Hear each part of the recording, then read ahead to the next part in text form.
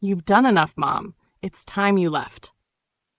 You never expect your child, the one you bathed, fed, sacrificed sleep for, and silently cheered through life, to look you in the eye and say, "You don't belong here anymore."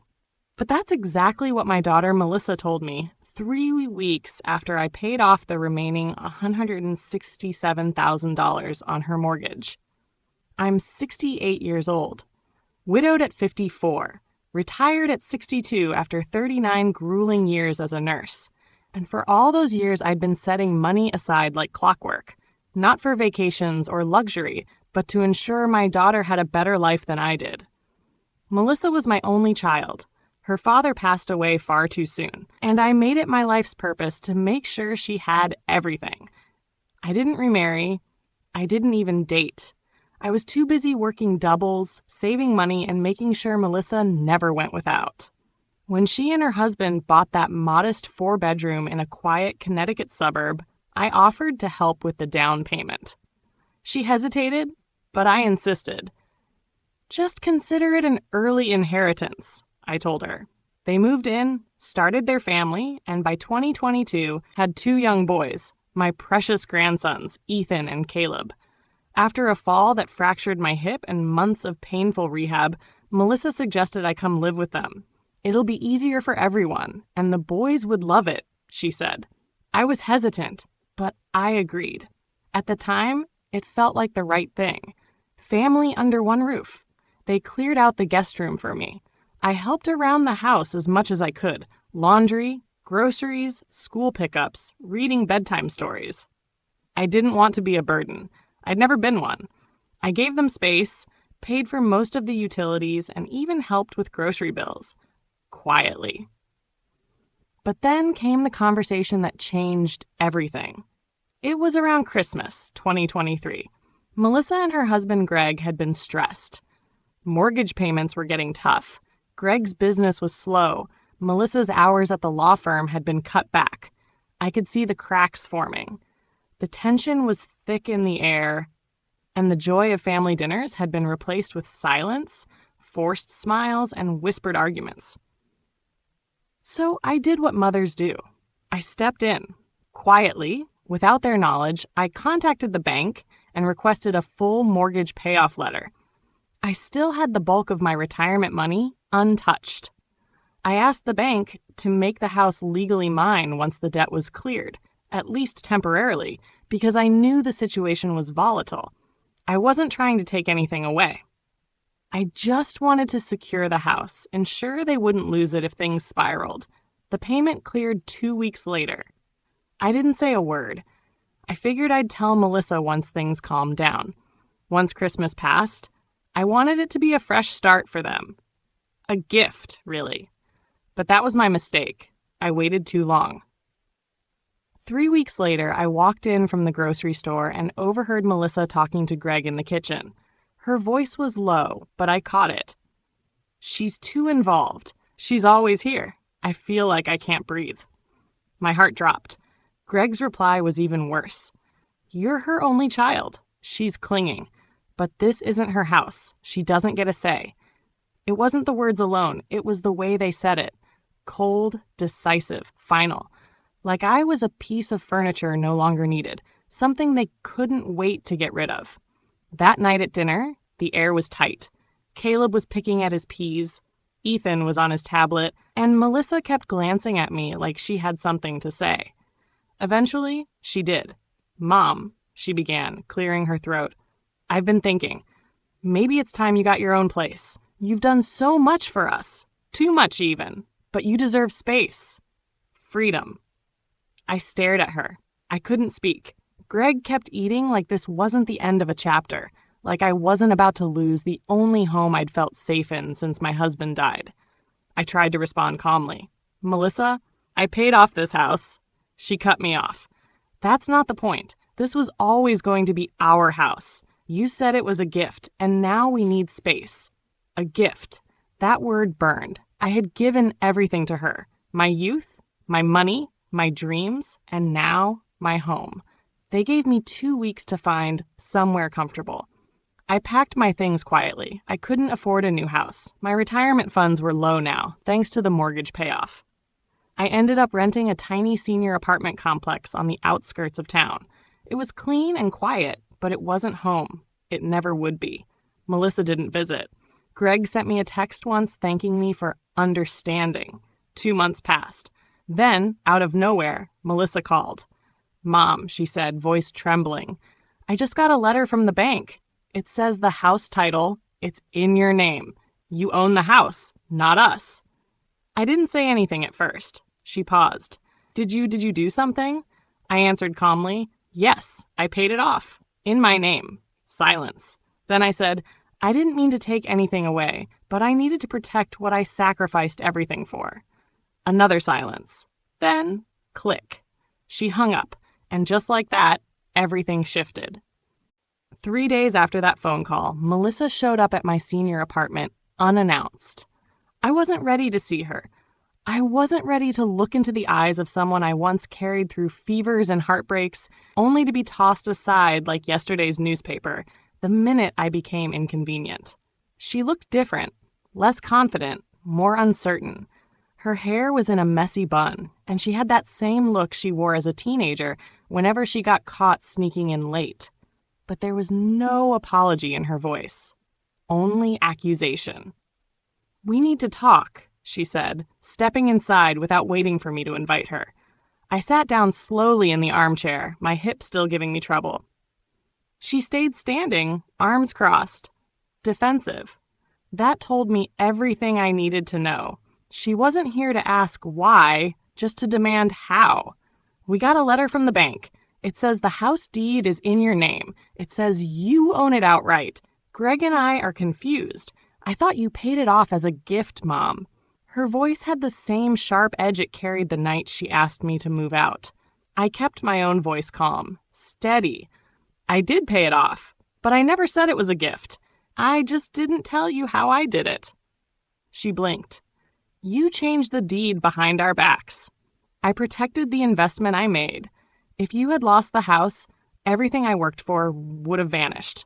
I had the mortgage transferred to my name before I paid it off. The paperwork was all legal." "That's not fair," she snapped. "We live there. You can't just take it back." I looked at her for a long moment, then finally asked the question that had been echoing in my mind since the day I packed my boxes. "Why did you want me out?" Her mouth opened and closed like she wasn't expecting it. "It wasn't personal," she said weakly. It got to be too much. Greg said it felt like we didn't have our own space. You were always here, always involved."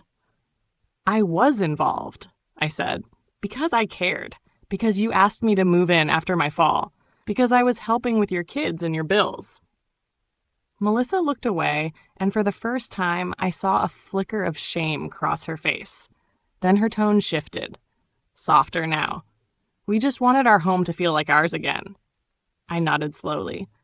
"I understand that. But the truth is, Melissa, you didn't want me there. But you still wanted my support. You were fine with my money, my help, my sacrifices, until I became inconvenient. And now that the house is in my name, you're suddenly interested again." She looked stunned, like no one had ever called her out like that before. Then came the inevitable pivot, the attempt to flip the script. "So what now?" she asked. "You want us to move out? You want to evict your own daughter and grandkids?" I let out a breath. She was playing the guilt card, a card I had written the deck for. "I'm not doing anything, for now," I said, "but I needed you to understand that I'm not disposable. So I don't owe you anything. Not anymore." She was quiet for a long time. Then she muttered, "Greg's going to be furious." That told me everything I needed to know. Even now, she wasn't worried about me. She was worried about how her husband would take it, how this would affect them. Not once did she ask if I was okay, if I had food, if I was lonely. She left not long after, promising to talk to Greg and sort this out. I knew what that meant. They'd scramble to find a loophole, maybe call a lawyer, try to undo what I had legally done. But it was too late. I wasn't trying to be vindictive. I was trying to make a point. I had no intention of kicking them out, but I needed to send a message. That love doesn't come with entitlement. That help doesn't come without appreciation. 3 days later, Greg showed up at my door, alone. He didn't even say hello, just stormed in, holding the letter from the bank like it was a death notice. "You think you're smart?" He growled. "You manipulated the system." I raised an eyebrow. "No, I used the system, the same way you used me." That rattled him. He sat down and launched into a speech about how they'd been planning to refinance, how this derailed everything, how unfair it was. I listened quietly, let him vent. When he was done, I handed him a copy of the title document. "It's in my name, but I haven't filed an eviction notice. You still live there, for now." His jaw clenched. "So what do you want?" Ah, there it was. The question no one had asked since this began. I smiled. Respect, a little gratitude, and maybe, just maybe, a visit once in a while without needing something in return. He scoffed, stood up, and stormed out. A week passed. Then something unexpected happened. A small envelope arrived in my mailbox. No return address. Inside was a card. Plain white. It said, "I'm sorry, I don't know what came over me. I took you for granted. Please let's talk. Melissa?" I stared at it for a long time. Because maybe, just maybe, my message had finally landed. "She's trying to guilt you again, Bertha. Don't let her." I stared at that card for a long time. Simple handwriting, no frills, no excuses. Just, "Please, let's talk." But I could feel the weight behind those 5 words. Not because they were heartfelt, but because they came only after the security of her lifestyle had been shaken. A younger me, maybe even the version of me from just a few months ago, would have jumped at it. Open arms, open heart, always ready to forgive, even if I was the one bleeding. But I'd done that my whole life. This time, I hesitated. I set the card on my kitchen counter and walked over to the small window in my apartment, the one that overlooked the empty parking lot. It was a far cry from the view of the backyard I used to have at their place. The one where Ethan would chase butterflies and Caleb would draw on the patio with chalk while I sipped my tea. My neighbor Eileen, a sharp 72-year-old with a cane that matched her sass, knocked that afternoon and caught me staring blankly. "You look like someone mailed you a ghost," she said, letting herself in like she always did. I handed her the card without saying a word.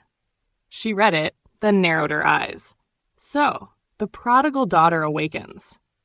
"It might be genuine," I said, though even to my own ears it sounded more like a question than a statement. Eileen snorted. "Bertha, she kicked you out of a house you paid for. And now she wants to talk? Honey, that's not an apology. It's damage control." I chuckled softly, but deep down I knew Eileen was right.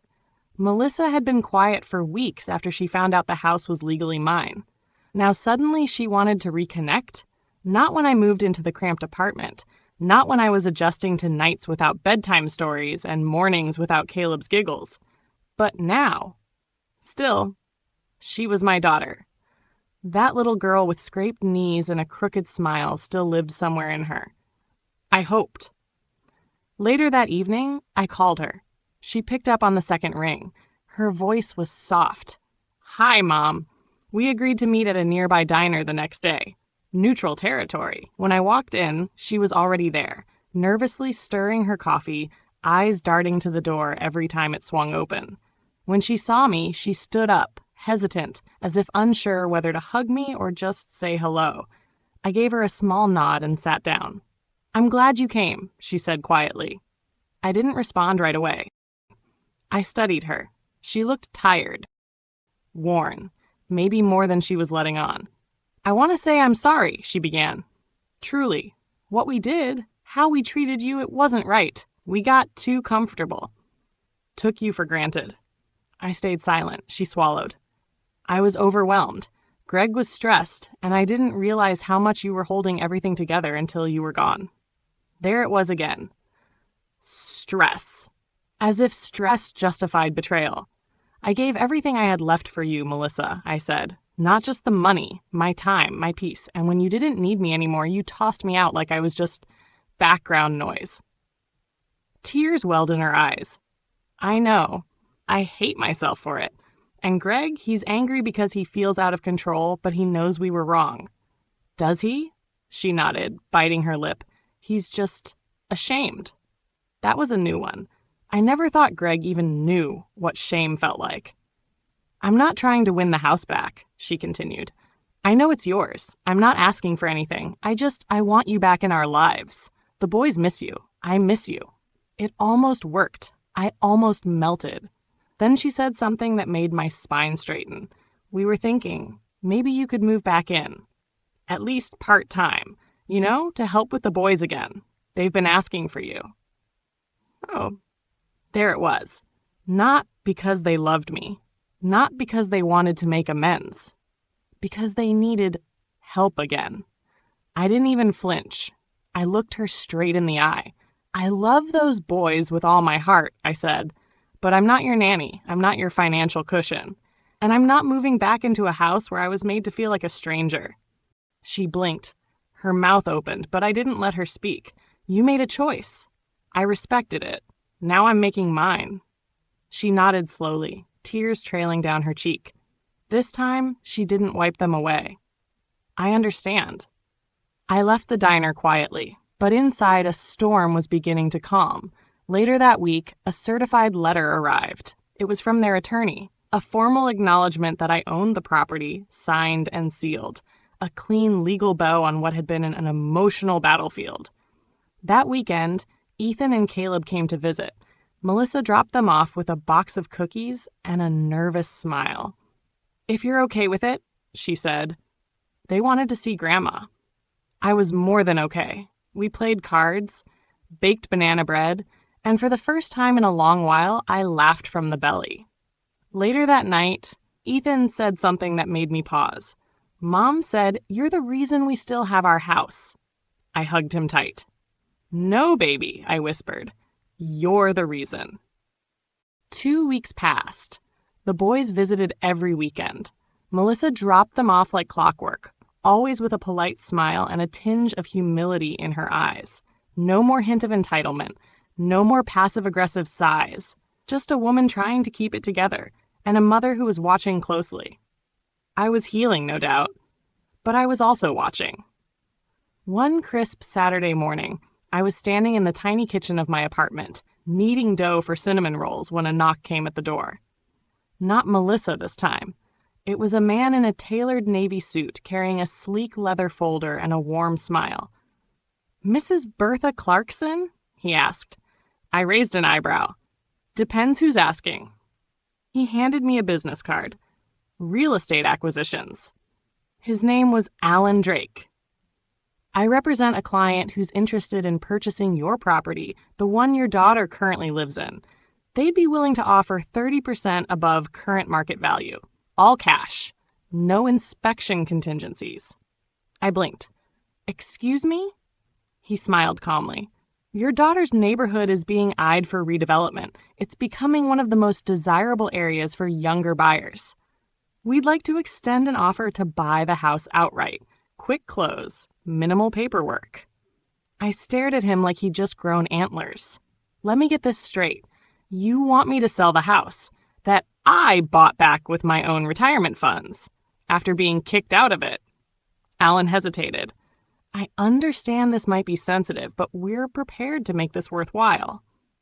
I didn't respond, not with words anyway. I simply motioned to the door. Come back when hell freezes over. Moi, I said and shut it behind him. I sat down, my hands still dusted with flour, heart pounding in a weird mix of rage and satisfaction. They wanted my house. Again. Later that day, I called Melissa. I had a visitor today, I said. She was quiet. Alan Drake ring a bell? Even through the phone, I could feel the dread sink in. Greg gave his card to someone. He said it was just to see if we had options. I laughed bitterly. Greg's always got options, doesn't he? Especially when someone else paid for them. Mom, I didn't know. Melissa, don't. I'm not selling. Not to Greg. Not to strangers. That house is mine. she sighed. I figured as much. Look, he's just been scared. The mortgage being gone helped us, but now that the house is in your name, he feels like he lost his golden goose, I said. Tell him I said welcome to the real world. There was silence, then something unexpected. Would you ever consider living there again? I paused. You mean move back in with you? No, I mean you move back in. We move out. It hit me like a truck. I wasn't prepared for that, not even a little. I know it sounds drastic, Melissa continued, her voice cracking, but you're right. That house isn't ours. We treated it like it was, but it isn't. You paid for it. We took advantage. Greg's going to fight me on this, but I don't care anymore. I want to do what's right. I didn't answer. My hand trembled slightly. I sat down on the sofa, eyes locked on the chipped coffee table across from me. All I'd wanted was acknowledgement, respect, some ownership. Not just legally, but emotionally. And now I had it. 3 days later, I drove up to the house. My house. Melissa met me on the porch with a clipboard and a smile full of nerves. All the keys, utilities transferred. I handled it, she said. We'll be out by Friday. I looked at her, this woman who had once slammed doors in my face, now carefully wiping down countertops for my arrival. I want one thing, I said firmly. She nodded. Name it. You can stay with the boys. Part-time. But under one condition. You follow my rules. That means respect. That means participation. And that means I'm not your nanny. I'm grandma. That's it. Tears welled in her eyes. Deal. That weekend, I moved back in. And let me tell you, nothing felt better than walking barefoot across those floors, opening my kitchen cabinets, setting my tea on the windowsill again, and watching Ethan and Caleb run through the backyard with sidewalk chalk in their hands. Greg never said a word to me directly. He moved out with a sulk and a grudge, and I let him keep both. You thought I didn't read the fine print, Greg? That was your first mistake. I was standing in the living room, wiping down the windowsill, when the mail came. A fat manila envelope, hand-delivered and stamped urgent. The return address made my stomach clench. Martin and Leeds, LLP, Greg's attorneys. I opened it at the kitchen table with the steady hands of a woman who'd read too many documents in her life to flinch now. Inside was a thick legal packet, pages of legalese, clauses, and a cover letter. Dear Mrs. Clarkson, our client, Gregory Walters, asserts a financial and residential interest in the property located at 1047 Cedar Hill Drive. This claim is based on verbal and implied agreements during his time of residence, including investments made in property maintenance and upgrades. I stopped reading right there. Property maintenance? The only thing Greg ever upgraded was his TV subscription. I was the one who fixed the plumbing. I was the one who paid for the new roof after that storm. I was the one who paid off the mortgage entirely. Now he wanted to retroactively own part of my house? It wasn't shocking. It was classic Greg. A man who couldn't stand the idea of losing control, even when he was never in charge to begin with. But the best part, he really thought I'd be scared. I took the envelope straight to my attorney, Thomas, a quiet man with a mind like a bear trap. After reviewing the papers, he shook his head and chuckled. He's bluffing, Thomas said. There's no deed in his name, no written contract, no shared investment documents. He doesn't have a leg to stand on, just air and arrogance. I smiled. That sounds about right. But then Thomas leaned forward, flipping through the last few pages of the original property file I'd brought with me, the one from when I took the house back. Actually, he said slowly, there is something interesting here. He pulled out a page I barely remembered signing. Fine print, back of the last page of the deed transfer agreement. You see this? He tapped. In the event of any third-party claim against the property from a former resident with no legal ownership record, the deed holder has the right to pursue civil damages for harassment contingent upon intent to disrupt peaceful ownership. Translation: if Greg kept poking the bear, I could sue him. And that's when it hit me. I wasn't on the defensive anymore. Melissa came by that evening with the boys. The moment she saw the envelope on the table, she froze. "Please tell me that's not from Greg." "It is," I said calmly. "He's trying to claim part of the house." She looked horrified. "I didn't know. He didn't tell me. I swear, Mom, I believe you," I said, cutting her off gently. "But I need you to understand something. I'm not playing nice anymore. If Greg wants war, I'll give it to him, legally, and you need to choose where you stand." She looked like she wanted to crawl into a hole. "I'm with you," she whispered. "I'm done defending him." Good, because what came next would be public. Within the week, my lawyer had filed a cease and desist order. Greg was served at his new apartment, a drab place across town. But Thomas didn't stop there. He also submitted a claim for harassment and attempted fraudulent interference with property ownership. The news traveled fast. By the time Ethan and Caleb came over the following weekend, Melissa told me Greg was livid and looking for a new lawyer. I told her calmly, he can look for a conscience while he's at it. She almost smiled. But here's where things got really delicious. A month later, I received another letter from the IRS. It wasn't for me. It was addressed to Greg, care of my address. Apparently, he had listed my house as his primary residence on his taxes, even after moving out. He'd even claimed homeowner deductions on a property he didn't own. I called Thomas. He nearly choked on his coffee. "This man is digging his own grave," he muttered. Long story short, Greg was now facing federal scrutiny. Tax fraud, misrepresentation of assets. And because he'd submitted those deductions while we were still under the legal audit of the mortgage payoff, there was a paper trail. Melissa sat across from me on the patio one night, a glass of iced tea in her hand, looking about 10 years older than her age. "He's blaming me now," she said. "Says I should have fought harder for the house." I raised an eyebrow. "Did you?" She didn't answer right away. "I did what was right. Eventually. I hope that counts for something." I sighed and looked out at the garden. I said, "That's what matters." The final straw came 2 months later.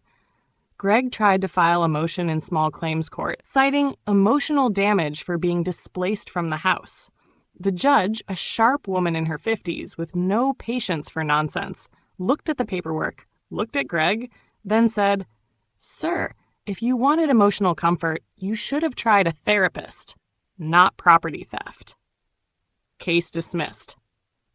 I've learned a lot since that first cold night I was told to find somewhere else to stay. I learned who I am when I stopped trying to be needed.